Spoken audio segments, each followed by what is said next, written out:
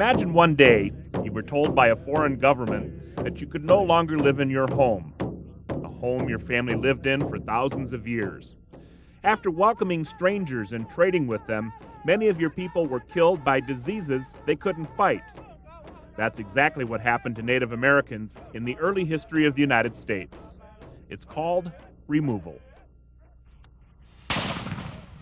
When the United States of America became a nation in 1776, Native Americans were not considered part of it. In many ways, they were considered separate nations, not unlike England or France. It was seen as a way to deal with what many saw as the Indian problem. Just the terminology Indian problem tells you a great deal about how these government and ordinary settlers saw Indian people. The key thing, I think, is that they are marginalizing the people. Between the Revolutionary and Civil Wars, the United States grew rapidly. But this rapid expansion led to conflicts between whites, who were settling the land, and the Native Americans who lived on the land the whites wanted. The policy of the United States was based on the assumption that white settlers should advance and the Indians should withdraw. As one Winnebago said, the white man, they are like the blades of grass on the prairie, without number. And the problem is how to survive as a tribe.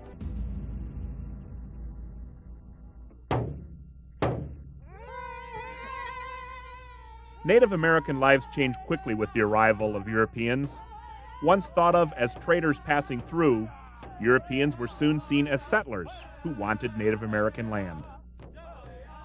Dominant European ethnic group, the Americans, basically English and Western European, they had a concept of the Indian as savages, primitives, pagans, pre-Christian, living in a wilderness, in a rudimentary form of life.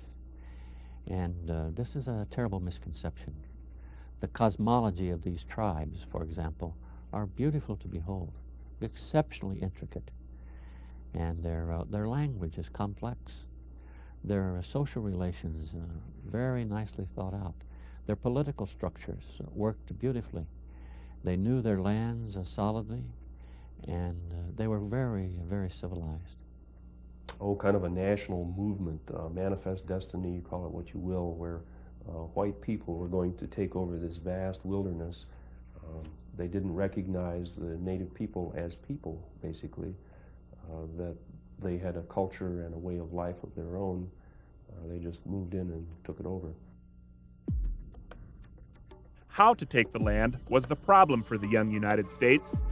Attitudes of white early Americans basically fell into two groups. One favored exterminating Native Americans. The other wanted to treat Indians honorably. They believed Native Americans would eventually adopt a new American way of life. This attitude is called paternalism, the idea that the United States should do what is best for Indians according to white norms. Settlers not only wanted Indian land for new homes and farms, they wanted the riches the land offered: timber, gold, and lead. Henry Dodge was one such settler who simply bullied his way onto lead mines owned and operated by Winnebagos in Wisconsin. When Dodge was still in Missouri, he was elected sheriff of St. Genevieve County and was indicted by a grand jury for some malfeasance. And his response to this was to beat up the members of the grand jury so that they would drop the charges and not pursue it. I mean, that was how he got along in life. Henry Dodge arrived in the Wisconsin Territory in 1827 with slaves to work the lead mines and armed men to muscle anyone who disagreed with his plan to mine Winnebago lead. Then the Army showed up to say that you can't mine here, this is Winnebago land, you're going to have to leave. And Dodge basically defied them. He said that he had made his own treaty with the Winnebago by presenting them with trade goods, and he and his miners could whip any number of regulars they sent over from the fort at Prairie du Chien, and if they wanted to have a go at it, let's do it. And the government's method of handling it was to avoid conflict. And the settlers' way of handling it was to enjoin conflict. It's just the opposite of what most people think. Most people think that it's the military doing it. The military is not doing it. The military is trying to avoid it. But it's the settlers and the volunteers who are enjoining the conflict because they want to push the Indians onto the smallest portion of land they can possibly push them to so that there's more land for them. The Winnebagos were faced with 10,000 armed lead miners on their land and 250 warriors. And as the leader of the Winnebagos said, he said, our duty is to see that our children see tomorrow. If we make a stand here, we will be eliminated as a tribe. And so we must cede. It's under duress. Hunger for new land pressured the United States government to develop a policy to claim all Native American land east of the Mississippi River.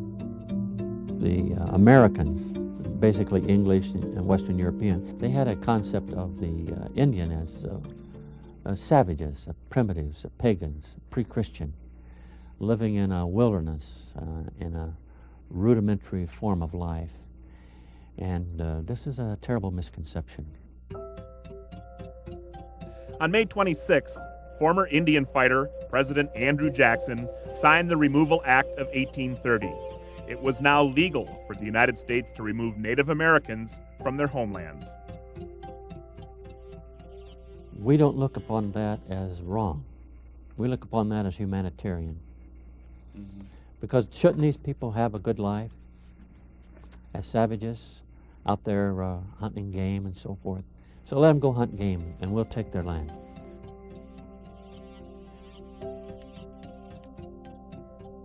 Removal was by treaty. The United States paid for the land and asked experienced fur traders to help negotiate the treaties. Since the fur trade began, traders used credit to do business. It was common for traders to pay Native Americans with goods in the fall and wait to be paid with furs in the spring. It seldom failed. To speed up removal, the government guaranteed all debts owed by Native Americans to the traders would be paid. Traders immediately inflated these debts, lying about how much the Native Americans actually owed. As treaties were signed, the government paid traders. Many traders made a fortune at the treaty table. The government got the land, and Native Americans were removed from their homes. And yet we misconceived it. We came in with our stereotypes, our prejudice, and these were formed by the history of the United States, yet also connected with the seizure of the lands of these tribes. You know, it's a pretty dreadful thing to take from the Menominee, take 15 million acres of land and leave them 230,000 acres, or the worst part of it. And you have to have some sort of rationale for doing that. With removal now an official policy of the United States government, the journey of thousands of Native Americans east to west continued throughout the 1830s. Not everyone left peacefully. Disappointed with his tribe's removal to Iowa, Sauk Chief Black Hawk recrossed the Mississippi in 1832, hopeful he could reclaim his people's homeland.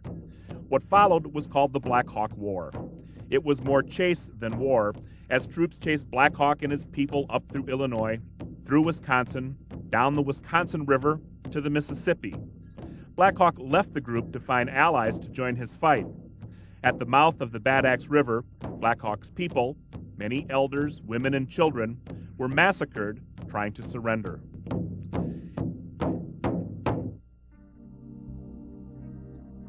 In 1838, 14,000 Cherokees in Georgia and Tennessee were forcibly removed from their lands by 7,000 U.S. soldiers and sent to what is today Oklahoma. All they took is what they could carry. It was called the Trail of Tears. 4,000 Cherokees died along the trail, and as many as 1,000 escaped. 7 million acres of land that used to belong to the Cherokees now belonged to white settlers. Yet white settlement was not confined east of the Mississippi. The United States was expanding west. Settlers soon began traveling routes like the Oregon Trail to places west of the Mississippi, lands that had been designated as Indian lands. Now, there was competition for these lands too. we've got to always remember that the Native American people had already suffered some very significant and traumatic, culturally traumatic episodes. And now they faced the realization that their ability to not only use the resources of the land, but to literally be able to live where they had lived before, physically, was going to be compromised.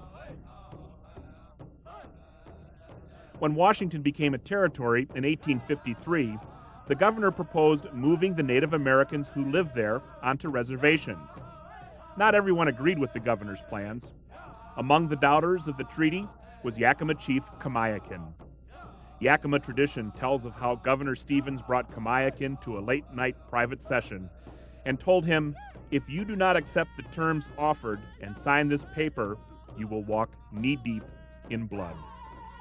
Kamiakin signed what is called the Treaty of 1855 with an X and bit his lip until it bled.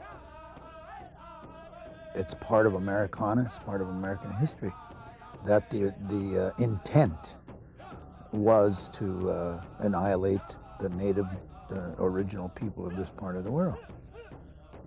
That has failed. We are still here.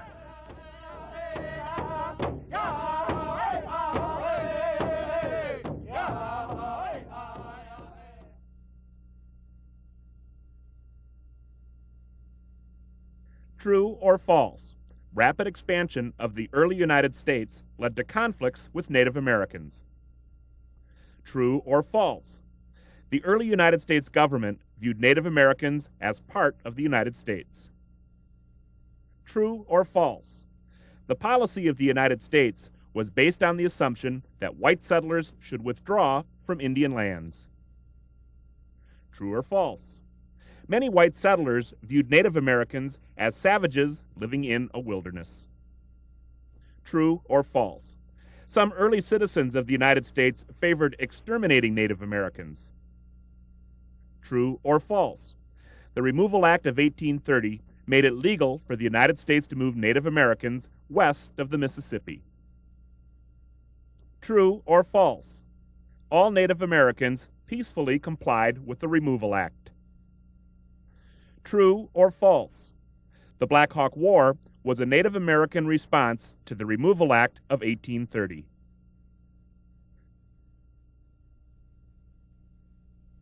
True or false? The Trail of Tears forcibly moved Cherokees to Oklahoma. True or false? The Treaty of 1855 ensured Native Americans would not lose their land in the new Washington Territory.